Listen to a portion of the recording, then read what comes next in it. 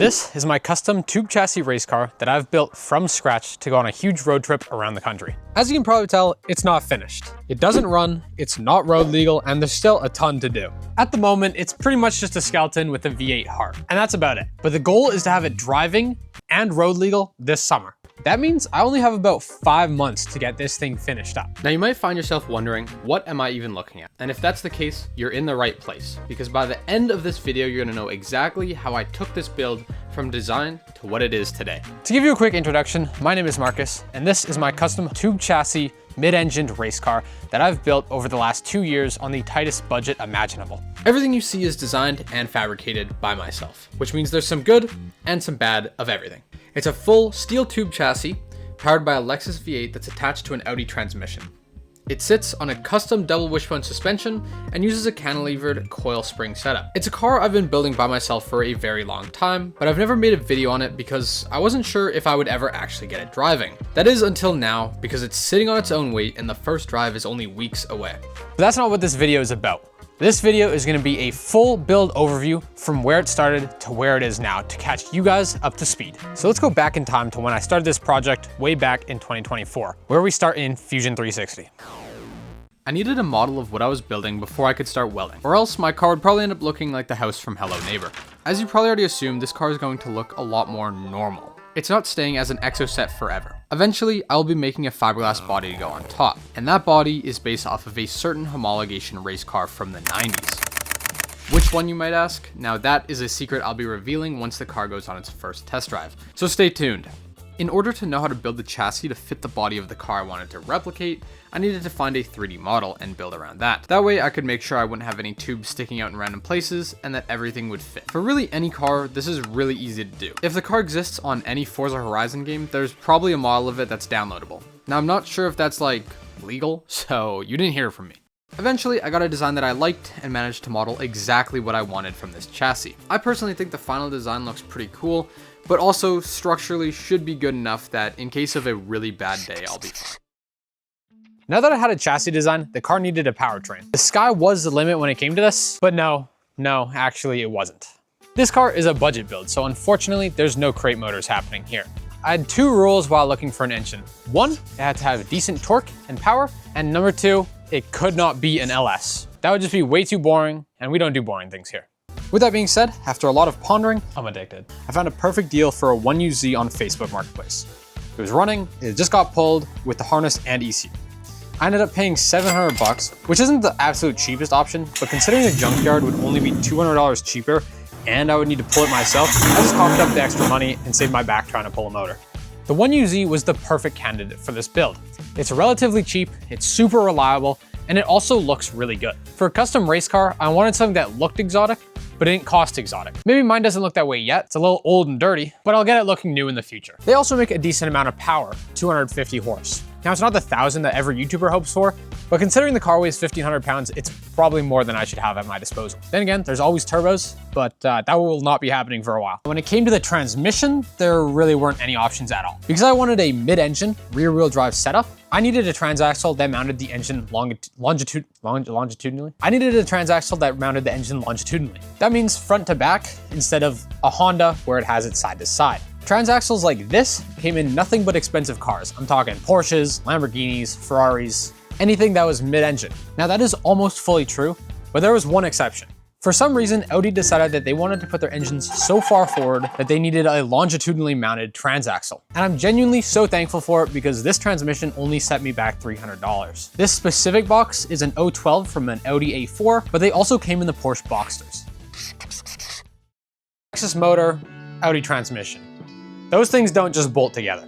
And so began the next 8 months of my life trying to figure out how to mate these two together with a custom flywheel and a custom adapter plate. And after a ton of trial and error, this is what I ended up with. Starting off with a flywheel. The original 1UZ only came with an automatic transmission, whereas I was mating it up to a manual. Now in an automatic setup, the transmission uses a flex plate and a torque converter bolted to it. For me, in order to keep the budget down, all I did was replace that torque converter with the flywheel off of the manual. I drilled and tapped holes into the outside of the flywheel and bolted it to the flex plate after getting it perfectly centered with a dial indicator gauge. As for the actual adapter plate, pretty much what I ended up doing is using 2 pieces of 1/4 inch steel, drilling all of the holes for the bell housing on both sides, mounting the engine side to the engine side and the transmission side to the transmission side, and then I slid that into the custom flywheel that I built so that it was centered, clamped it all down, and welded it all together. I'm going to go into a little bit more depth on this in another video, but not until I know that it actually functions. Because I haven't actually tried it out yet, it might just explode.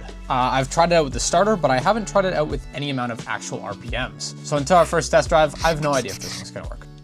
Now that I had a chassis drawn up and a powertrain with nowhere to put it, it was time to dive into the deep end and buy my first set of tubes. So I headed down to the tube shop. No, wait, not that tube shop, Marcus, stop! Okay, but actually we went to metal supermarkets and picked up my first set of square tubing. As you may have seen in the model, the bottom of the chassis is made of square tubing. And the reason I did that is because I don't have a chassis jig, and building one would have been a much larger cost. Using square tubing is the best way that I could think of to make sure that the chassis stays straight by pretty much turning the bottom of the actual chassis into its own jig. Looking back on it, I probably should have just made a chassis jig, but you live and you learn, and we're here now. You know, a lot of people ask me, how much welding experience have you had before this project? Let me show you.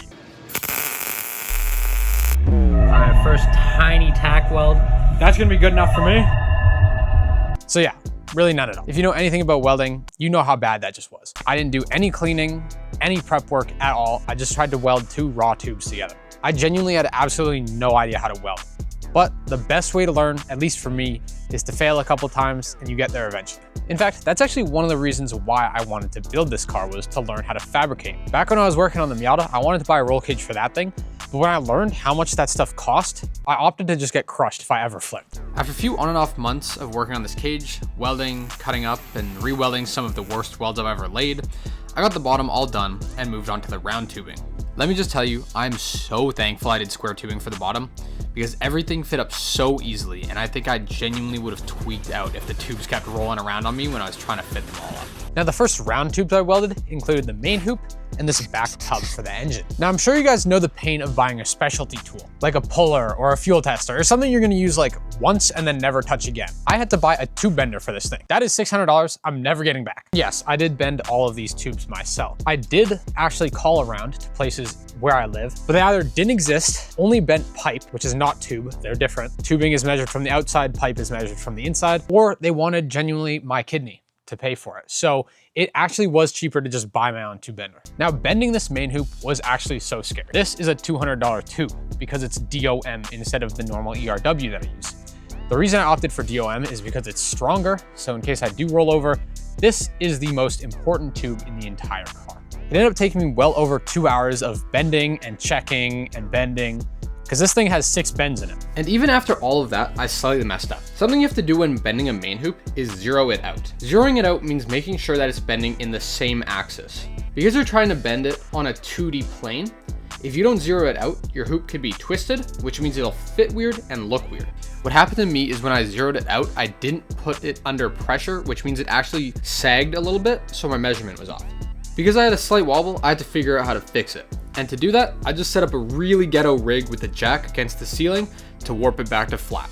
Finally, I had somewhere I could actually place the drivetrain. So I built some engine mounts, referenced my model and found where the axles came out, and then got to work lining up the engine and transmission, leveling it, and then building the chassis side mounts. It's fully welded up, and the engine hasn't moved from that spot since. After the engine was mounted, I got back to chassis building, and I built out pretty much the rest of the chassis. A lot of on and off days over the summer, but it was pretty much done. Now this was when I took a long break from the project, almost a full 6 months. It was getting expensive and I was losing steam. The end wasn't near and there was still so much left to do. I hadn't even started on suspension and I was going into school full time. I was also at this point fighting the worst issue with this project to date, chassis warp. Another reason why I should have jigged it. I welded this tube right here, this upright, right just along this bottom square tube. And what happened is it pulled this square tube up, which I did not actually realize for a long time. It took multiple days of fighting and then a 3-month break before I came out here, looked down the tube and saw that it was bent up. 3 months to figure out one stupid issue that I fixed in 2 hours. But sometimes the best way to diagnose this stuff is to just take a break and just relax for a little bit. If you come back with a different mindset, you're gonna figure stuff out way faster. After having finally fixed that warp, I got a boost of motivation to start on suspension. Like the engine, I didn't want to do a basic setup, so I settled on a cantilever suspension design like Formula cars use. Partially for performance, but mostly because it looks cool. I started collecting tons of parts, ball joints, bushings, shocks, bolts, all that stuff. And this is when I got the steering column from my friend, shout out to Taylor, and the steering rack from my uncle, so shout out to him too. When it comes to suspension design, this stuff is super complicated. It's not something that I should or can explain, at least yet. I did all of my suspension calculations on a bunch of paper, so I'm actually not 100% sure yet if it's gonna work properly. Only time will tell once we get this thing on the road. Once it goes on its first drive, I'll make a video on how well it functioned, but for now, I'll just go over it briefly. It's a double wishbone design, meaning there's 2 control arms, and it uses a push rod for the cantilever. This push rod moves the coilover away from the wheel and more inboard. This setup also lets me run springs with different spring rates. What I mean by that is, well, if you can't tell, this shock is actually off of a dirt bike. If you look at car coilovers, they're enormous, but because I have this rocker, I can actually gear down or change the leverage that this spring has on the actual suspension, meaning I can use smaller springs. Anyways, over the span of the next couple months, I built some custom uprights, lined it up with where it should be placed in reference to the model, and then built some control arms connecting that to the chassis. After doing the same on the front, I took another long break because duplicating all of those control arms did not sound exciting at all. Months later, I came back out and I started on my rear cantilever suspension. And this is right around when I started my Instagram account, which some of you guys may recognize me from. I had a pretty big motivational push because of all of the nice comments that people were leaving, and everyone was super excited to see this build come to life. So over my reading week during school, I managed to get the rear suspension and front suspension done. Genuinely the most productive week of my life. I was running some 12-hour days, but it was actually so worth it. We got to put the car down on all 4 of its tires for the first time ever, push it around, and get it out of the garage for a very much needed garage cleaning. And that brings us to today. Nearly 2 years after I initially started this project, it finally rolls and its first test drive is just around the corner. It's been an insane project over the past 2 years, but there's still so much crazy stuff to come, so stay tuned. The end goal for this project is for it to be road legal, but also for it to have a full body and a full interior with like a sound system and everything, like fully optioned out. But in the next video, we're just gonna get this thing driving, hitting the pavement or ice, depending on how much of it is melted by then. If you like the project or enjoyed the video, then consider liking or subscribing. And if you guys have any questions, let me know down below. I will be responding to every comment. That's it for today. Stay tuned for the next videos. Thank you guys and have a good day.